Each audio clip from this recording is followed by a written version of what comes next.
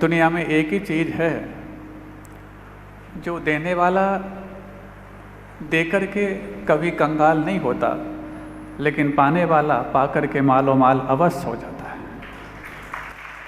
और उसी चीज़ का नाम है आप सबकी वो मुस्कान, जो शायद आपको तो कंगाल नहीं बनाएगी लेकिन आस पड़ोस को मालो माल अवश्य बना देगी। बहुत से प्रश्न आप सबके मन में उठ रहे होंगे कि आखिरकार इस वर्कशॉप का यहाँ पर क्यों आयोजन किया गया। कई प्रकार की वर्कशॉप्स कॉर्पोरेट्स में भी लगती रहती हैं, बिजनेस में भी लगती रहती हैं, और सारे स्कूल कॉलेज में भी आपने देखी होंगी। तो ऐसा यहाँ नया क्या है जो शायद आपके लिए कुछ हट के दे पाएगा। सबसे पहली बात तो जितने बच्चे यहाँ पर बैठे हैं, अधिकांश लोग रात को सफ़र करने के आने के बावजूद भी सुबह सुबह जल्दी यहाँ पर आ गए। एक अच्छी अनुमोदना आप अपनी कर लो। और ये अनुमोदना इसलिए भी करनी है क्योंकि जब तक हम अपने आप को नहीं सराहेंगे, दुनिया को फुर्सत नहीं है कि वो तुम्हें सराहने के लिए बैठी रहे। तुमने शायद बहुत बड़ा काम किया है, और ये काम इसलिए किया है कि बहुत सारे कन्फ्यूजन्स हम सबके दिमाग में जो थे और अभी तक हैं, शायद वो कन्फ्यूजन्स रिफ्यूज भी होंगे और फ्यूज भी होंगे।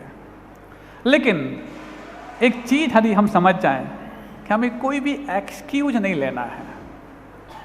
कई बार होता है किसी भी हम आयोजन में जाते, सबसे पहले हमारे लिए आई कार्ड, किट, जर्नल्स और भी जो एसेसरीज होती हैं वो मिल जाती हैं। हमें लगता है वो पाकर के हमें लगता है कि हमने पूरी वर्कशॉप अटेंड कर ली, हमने बहुत का अचीव कर लिया। ऐसी कई सारी वर्कशॉप हमने पहले अटेंड की होंगी। इतना ही नहीं है, अब आपको ये तो सिर्फ एडमिशन है, आपका मिशन क्या है अभी आपको इसको ऐड करना बाकी है। क्योंकि मिशन में यदि ऐड ना किया जाए तो एडमिशन बेकार चला जाता है, ये तो आप सब जानते हो। क्या मिशन है और क्यों आखिरकार इतने सारे कन्फ्यूजन्स आज यंगस्टर के दिमाग में रहते हैं। हमें लगता है जितना जितना वो नॉलेज गेन करते जा रहे हैं उनके सामने ऑप्शंस बंद होते चले जा रहे हैं, जबकि होना तो ये चाहिए कि जितने भी ऑप्शंस खुले हैं उसी का नाम है नॉलेज। क्योंकि नॉलेज पाकर के हम बहुत सारे ऑप्शंस खोल सकते हैं, कि हम बहुत सारी चीज़ें कर सकते हैं, लेकिन आज ऑप्शंस बंद हो रहे हैं और नॉलेज बढ़ते चले जा रहे हैं। कहीं ये नॉलेज है या इन्फॉर्मेशन है, इसका भेद हम पकड़ पा रहे हैं? आज इन्फॉर्मेशंस तो बहुत सारी हैं, जैसे आप नेट ऑन करते हैं, लैपटॉप ऑन करते हैं, गैजेट्स जो कुछ भी ऑन की, इतनी सारी इन्फॉर्मेशंस आपके दिमाग में कौंधती हैं कि शायद आपको लगता है कि मैं ये भी कर लूँगा, ये भी कर लूँगा। इन्फॉर्मेशन पाने के बाद तुम्हारे पास ऑप्शंस क्रिएट हों, ये आपके ऑप्शंस नहीं हैं। लेकिन नॉलेज गेन करने के बाद मेरे पास टारगेट्स के रूप में बहुत सारे ऑप्शंस खुल जाएं, शायद वो नॉलेज है। इन्फॉर्मेशन और नॉलेज के बीच का बहुत मायना सा जो डिफरेंस है, हमें उसको भी एक तय करना है। एक छोटे से दृष्टांत से हम प्रारंभ करना चाहेंगे। वैसे ये दृष्टांत थोड़ा सा आपको अनइजी लगेगा, लेकिन सिर्फ समझने के लिए दे रहे हैं। इसको आप सिर्फ एक जान करके समझें कि हम कहना क्या चाह रहे हैं। अंडा देखा किसी ने? देखा होगा, चित्र में देखा होगा, साक्षात कई लोगों ने देखा होंगे, क्योंकि शायद बहुत सारे शाकाहारी और अहिंसक समाज को बिलोंग करते, लेकिन कभी चित्र में देखा होगा। और चित्र में देखे उस अंडे को देख करके आपने एक चीज़ ऑब्जर्व की होगी, जब वो अंडा भीतर से फूटता है और जब वो अंडा बाहर से फूटता है, तो दोनों में बहुत बड़ा डिफरेंस क्रिएट होता है। जब वो अंडा कोई बाहर से फोड़ देता है तो एक जीवन अपनी जान खो देता है, और जब वो अंडा भीतर से फूटता है तो एक जीवन अपनी जान को पा जाता है। बस हमें अपने अंदर से खोलना है, इसलिए इसका नाम जस्ट ओपन योर सेल्फ। अभी हमें बहुत से लोगों ने जगाया होगा। घर में सबसे पहले अलार्म जगाती है, पेरेंट्स जगाते हैं, टीचर्स जगाते हैं, संत साधु जगाते हैं, लेकिन इन सब के जगाने के बाद हम कितना जाग पाते हमें नहीं मालूम। हमें लगता है ये वर्कशॉप आपको अंदर से जगाने के लिए होगी, क्योंकि अभी तक तुमने अपने जीवन को पाया तो है, लेकिन जीवन को जीवंत नहीं बनाया है। ये जीवन जीवंत बनाने की कला आज आपको सुनने को मिलेगी। सुनने को नहीं, महसूस करने को मिलेगी, पढ़ने को नहीं, अपने जीवन को गढ़ने को मिलेगी। बस इतनी ही चीज़ शुरुआत हमें देनी है। अब देखो, बहुत सारी चीज़ें आपको एसेसरीज के रूप में मिली होंगी। ये सब वर्कशॉप की जो कुछ भी कहना चाहिए गतिविधियाँ हैं, क्रिएटिव एक्टिविटीज़ हैं, वो सब आपके सामने आएंगी। लेकिन क्रिएटिविटी कहाँ होनी है और क्रिएशंस कहाँ पर होनी है? Creations is not more than the creator. कोई भी क्रिएशन क्रिएटर से बढ़ के नहीं होती, लेकिन एक क्रिएशन है जो क्रिएटर से बढ़कर के साबित हो रही है। आप सब सुनना, जितने भी यूथ हैं वो तो सुने ही सुने, और जो भी अपने यूथ के साथ अपने अपने बूथ में बैठे हैं वो भी सुने। सारी क्रिएशंस क्रिएटर के अंडर में होती हैं, लेकिन एक क्रिएशन है जो क्रिएटर को भारी पड़ रही है, और शायद उसी क्रिएशंस का नाम है हमारे पास्ट कार्मिक अकाउंट्स। ये पास्ट कार्मिक अकाउंट किसी दूसरे ने तैयार नहीं किए हैं, ये हमने तैयार किए, हमारी क्रिएशन है। लेकिन ये हमारी क्रिएशन हम जैसे क्रिएटर पर भारी क्यों पड़ गई? कहीं हम ऐसा तो नहीं उस जीवन को जी रहे हों जो हमारा रियल जीवन नहीं है, जो हमारा आर्टिफिशियल तो है लेकिन उसमें आर्ट कुछ नहीं है,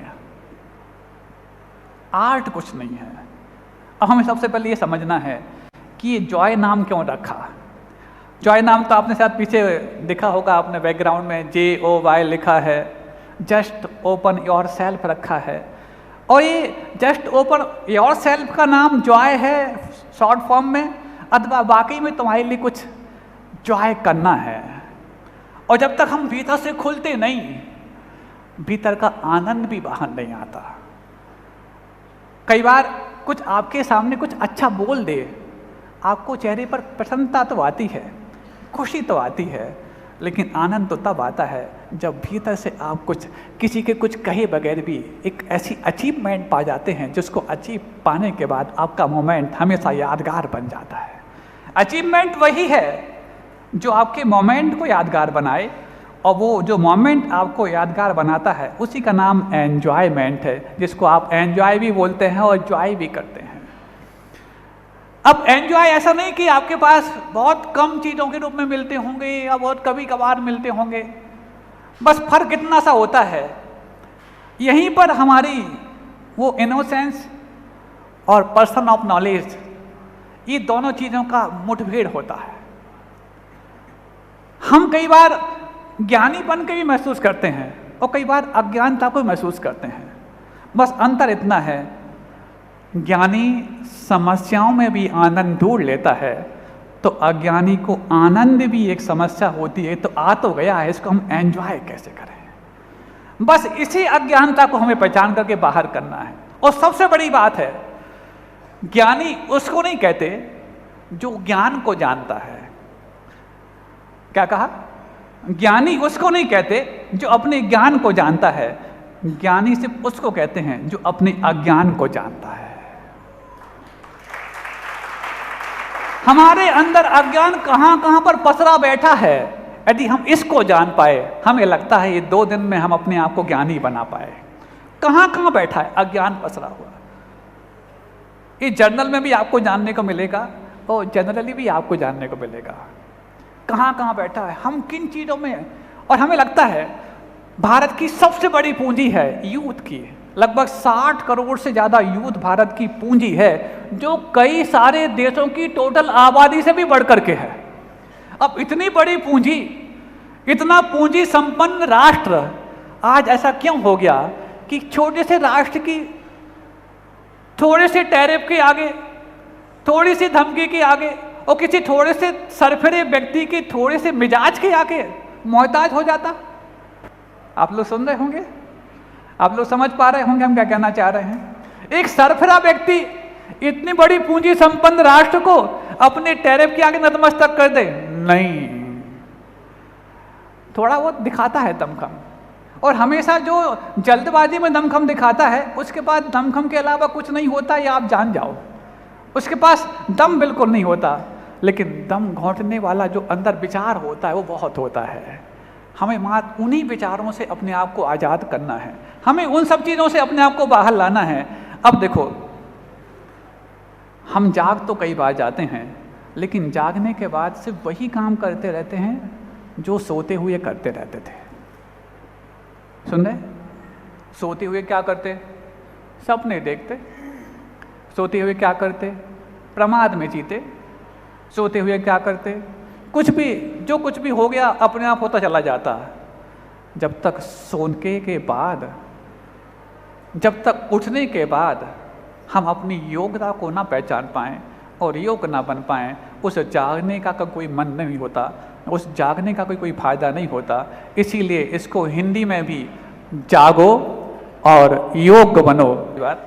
सबसे पहले हम ये पहला पेज निकालें जिसमें आपको माय जर्नी, पहला पेज, एक छोटा सा बात जो कि कभी भी किसी से पूछा जाए, ये तो तुम कर रहे हो, पढ़ाई कर रहे हो, बिजनेस कर रहे हो, अपने घर में कुछ भी, जो कुछ भी अपने काम कर रहे हो, उसके पीछे लक्ष्य क्या होता है? तो एक आम इंसान का लक्ष्य तो इतना ही होता है कि मुझे अर्थोपार्जन करना है, क्योंकि आज पैसे के बगैर कुछ नहीं चलता।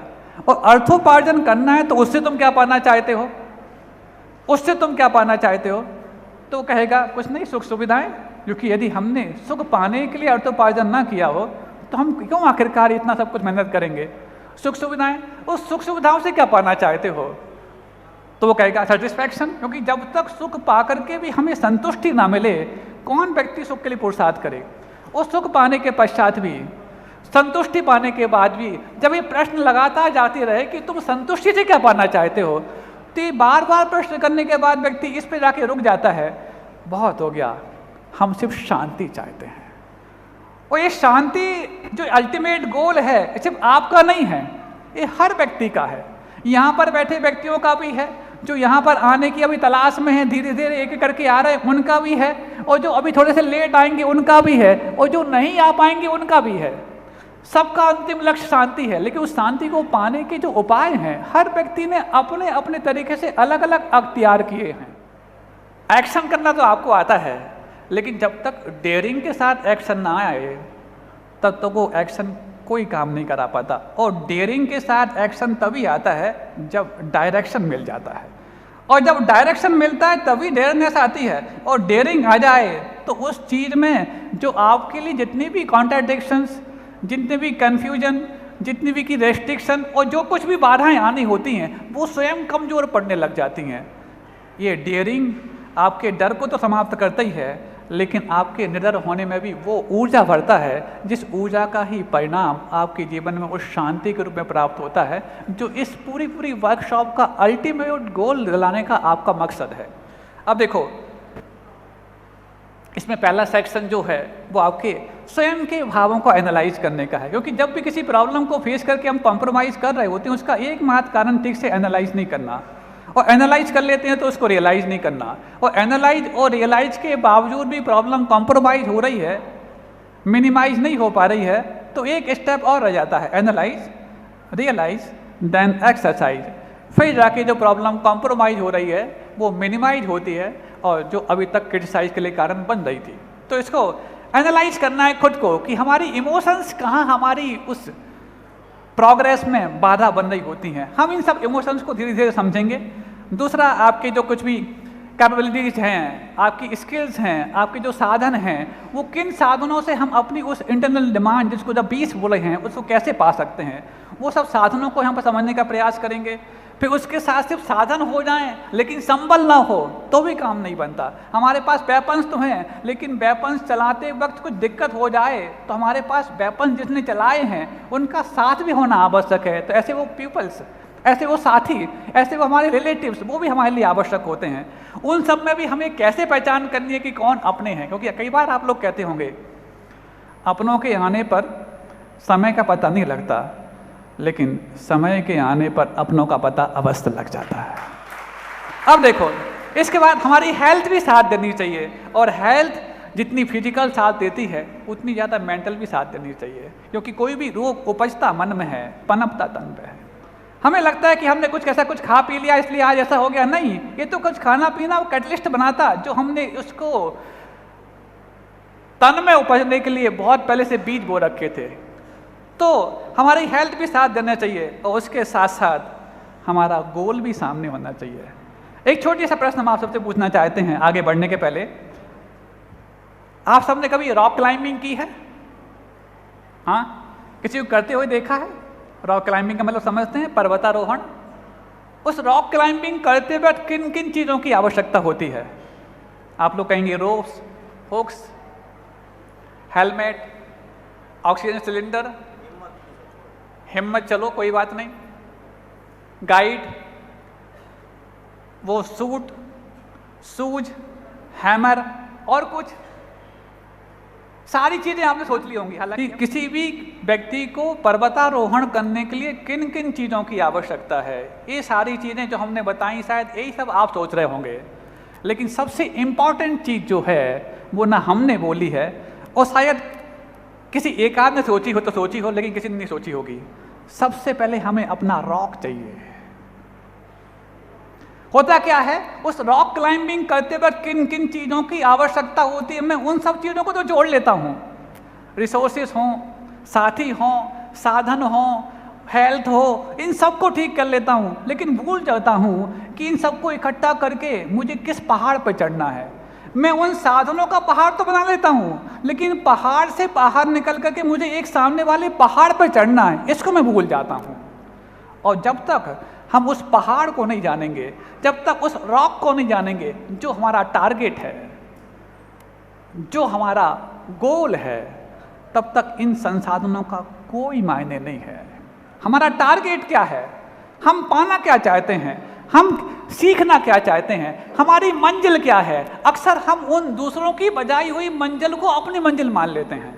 अक्सर कैरियर काउंसलर करने वाले बहुत मौजूद दिखेंगे, आपने बहुत कैरियर काउंसलर दुनिया में देखे होंगे, लेकिन किसी भी कैरियर काउंसलर से अपनी कैरियर काउंसलिंग कराते वक्त एक चीज़ सोचना, कहीं हम किसी ऐसे व्यक्ति से तो कैरियर काउंसलिंग नहीं करा रहे जिसके जीवन में काउंसलिंग करना ही मात्र कैरियर बचा।